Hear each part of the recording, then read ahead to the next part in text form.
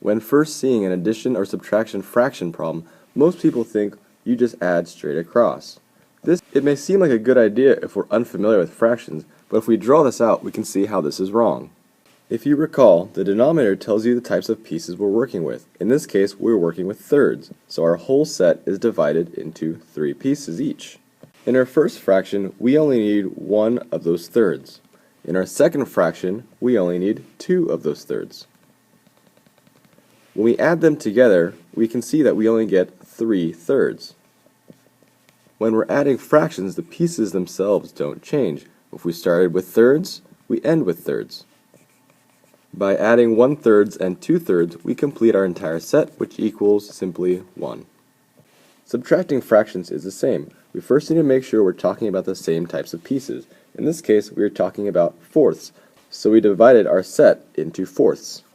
In this problem, we are starting off with 3/4 and we're taking away one of those fourths. If we remove 1/4 from our original fraction, how many fourths do we have left? As you can see, we only have 2/4 left. Again, you can see that the denominator did not change from the originals. However, we did subtract into the numerator and got 2. As a recap, when we add and subtract fractions, we need to make sure the denominators are the same. Next, we only add or subtract the numerators. Finally, keep the denominators the same.